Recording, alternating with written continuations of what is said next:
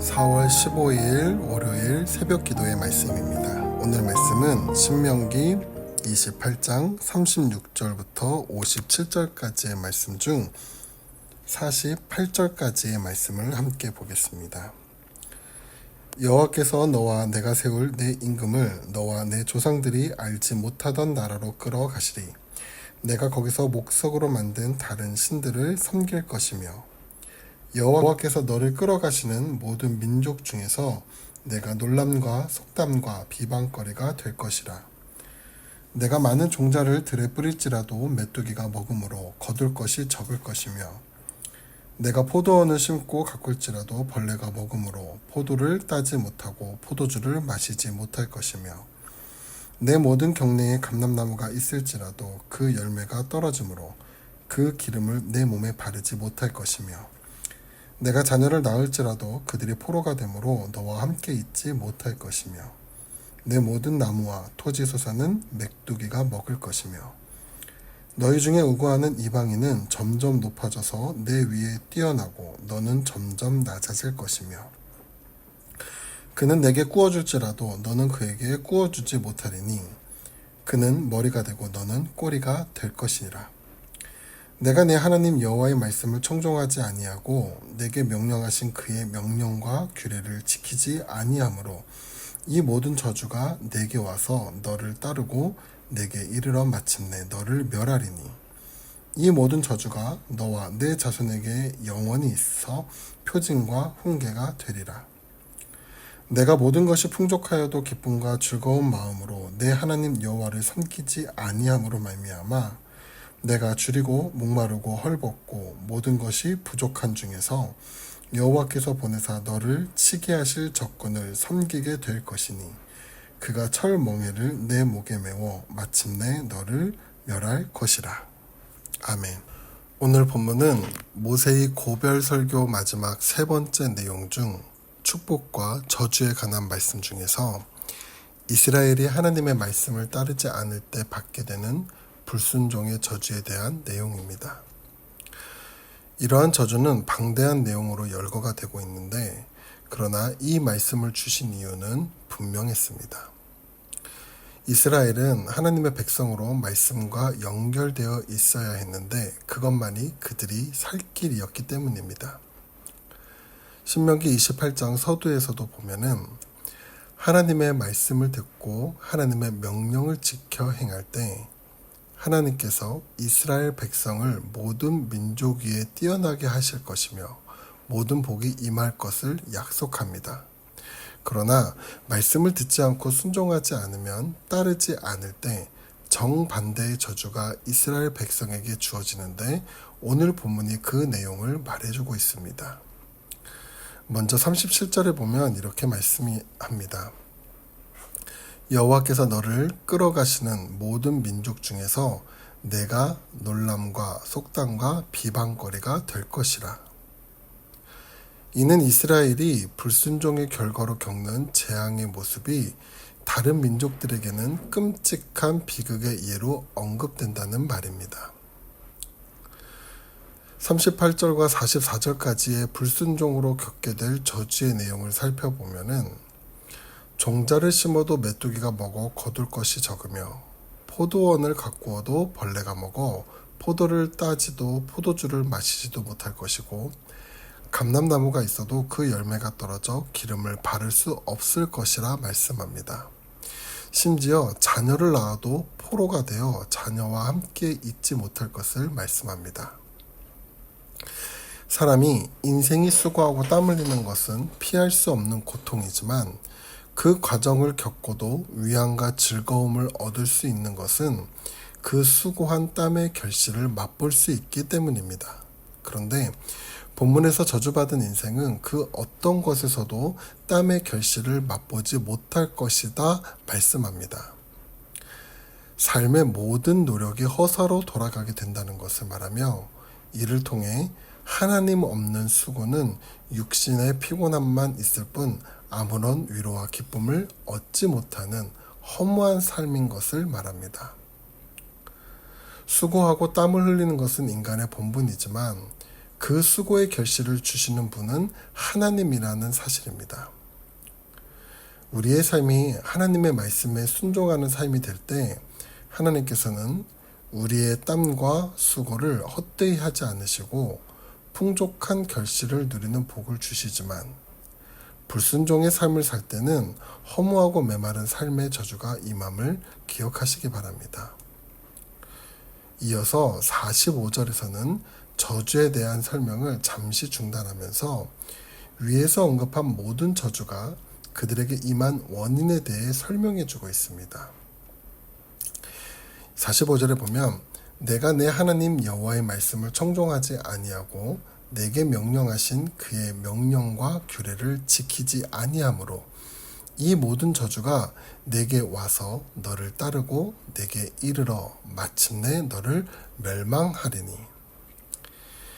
특별히 저주가 오는 방식을 와서, 따르고, 이르러 이렇게 세 가지 비슷한 동사로 묘사하고 있는데 이는 불순종하는 자들이 하나님의 저주를 받아 멸망하게 되는 것이 피할 수 없는 일임을 강조하고 있는 것입니다.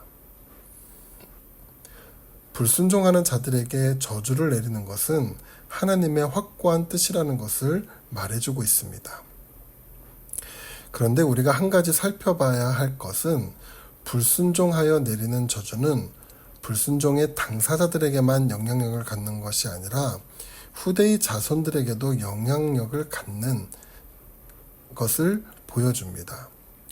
46절의 말씀을 보면은 이 모든 저주가 너와 내 자손에게 영원히 있어서 표징과 훈계가 되리라 라고 말씀합니다.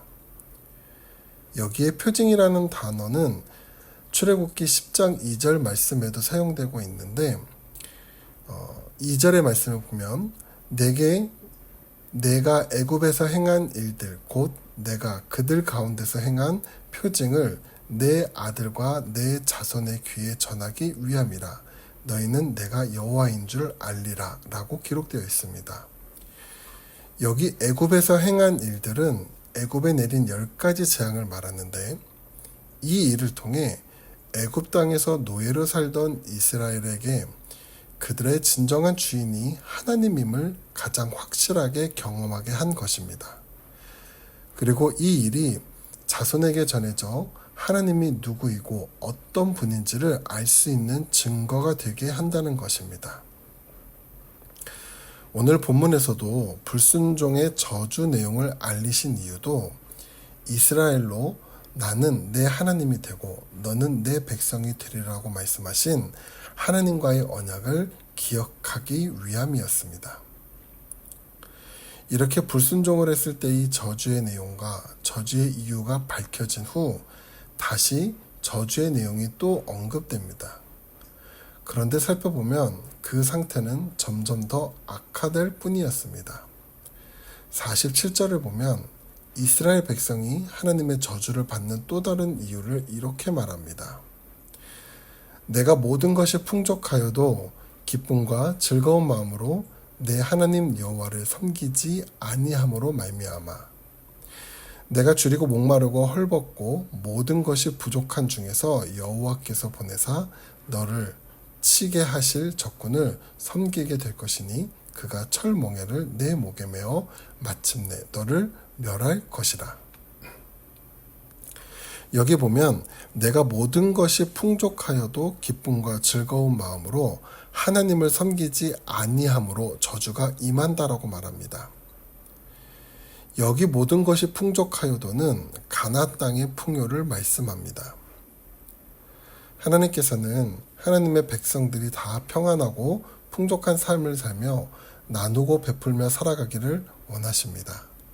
또한 하나님은 하나님의 소유된 백성들이 열방 앞에서 빛나는 인생을 살기를 원하십니다.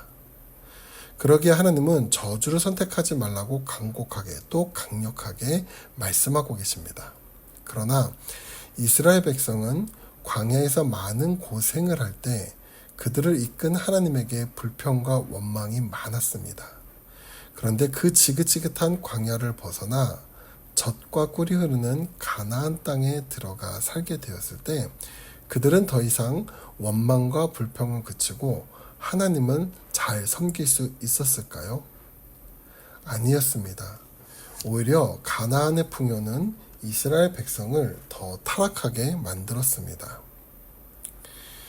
우리 주변에 보면 물질적으로 어려울 때 열심히 신앙생활을 하다가 다시 풍요로워졌을 때 교회를 멀리하고 신앙생활을 소홀히 하는 사람들이 많습니다. 하나님의 은혜를 잃어버리는 것도 문제이지만 더 살펴볼 수 있는 것은 물질적 풍요가 하나님을 오히려 멀게 하는 요인이 될 수 있다는 사실입니다. 이렇게 불순하고 교만한 이스라엘 백성에게 이전과 다른 경험해보지 못한 저주가 내리는데 하나님께서 먼 나라에서 흉악한 민족을 데려와 불순종한 이스라엘을 치게 하실 것이며 기근과 굶주림으로 인해 이스라엘 자녀들의 살까지 먹게 될 지경에 이를 것이라고 경고합니다. 여기서 먼 나라는 후대 성경 기록과 묘사를 볼 때 아수르를 말합니다.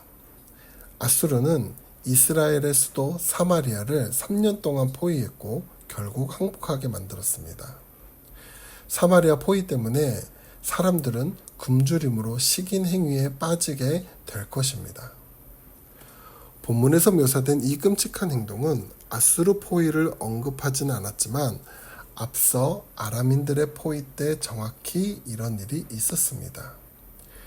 예레미야 또한 자신의 시대 때 바벨론인들에 의해 예루살렘 포위 때 시민들이 이렇게 절박해질 것이라고 예언했고 실제로 그 절박함을 직접 목격했습니다. 모세가 신명기의 말씀을 전할 때가 대략 주전 1410년경이고 위에 언급한 저주가 일어날 때, 즉 북이스라엘이 멸망하는 시점을 대략 주전 722년이라고 할 때에 688년의 세월이 지난 후에 이 저주가 현실이 된 것입니다. 이스라엘 백성은 풍요 가운데 기쁨과 즐거움으로 하나님을 섬기기는커녕 타락하여 수없는 세월 동안 하나님은 선지자를 보내고 또 보내시며 돌아오라고 외쳤지만 이스라엘 백성은 듣지 않았고 오히려 저주를 향해 달려갔던 것입니다. 그렇다면 하나님의 경고에도 불구하고 불순종하여 심판을 받고 그 결과가 멸망으로까지 이어진다는 본문의 말씀이 우리에게 주는 교훈은 무엇일까요? 본문을 통해 우리는 하나님의 말씀에 순종하는 것은 우리의 생명과 직결되어 있다는 사실을 깨달을 수 있습니다. 본문은 불순종이 가져오는 끔찍한 결과를 경고하며 하나님께 순종하는 것만이 살 수 있는 유일한 방법임을 강조합니다. 이스라엘 왕국의 초대 왕이었던 사울은 하나님께서 자신을 왕으로 세워주셨음에도 불구하고 믿음과 인내를 가지지 못했습니다. 심지어 그는 하나님의 말씀에 불순종하여 자신의 마음대로 행했습니다. 결국 하나님은 그를 버리셨고 그와 아들들은 길보아 산에서 블레셋과의 전투 가운데 전사하고 말았습니다. 불순종하면 하나님의 저주를 받아 고통과 파국을 맞이하게 됩니다. 심지어 자식까지 잡아먹는 지경에 이를 수 있습니다. 그러므로 우리는 두려운 마음으로 자신을 돌아보고 하나님의 말씀에 철저히 순종해야 합니다. 이어서 우리는 하나님께서 주시는 풍족함 속에 그 은혜를 주시는 분이 하나님임을 기억해야 합니다. 이스라엘 백성은 하나님이 주신 땅에서 누린 풍요로 인해 우상을 숭배하며 하나님을 저버렸고 그 결과 모든 것을 잃고 포로가 되었습니다. 우리는 풍요 자체가 아닌 하나님의 뜻에 맞추어 풍요를 대해야 합니다. 물질적 소유가 많고 적음을 하나님 앞에 맡기고 말씀에 순종하며 거룩한 삶을 살아가는 것이 진정한 복임을 기억하는 우리 태국 한인교회 성도들이 되시기를 바랍니다. 기도하겠습니다. 사랑이 많으신 하나님, 오늘 말씀을 묵상하며 순종의 복과 불순종의 저주를 생각할 때 하나님의 경고에도 불구하고 돌이키지 않고 불순종할 때 결국에는 멸망밖에 남지 않음을 기억할 수 있도록 인도해 주시며 하나님의 말씀에 순종하는 것이 곧 생명을 지키는 기름을 기억하고 물질적인 복과 함께 거룩하고 온전한 영적 풍요를 추구하며 살아갈 수 있도록 우리의 삶 가운데 은혜를 베풀어 주시옵소서. 예수님의 이름으로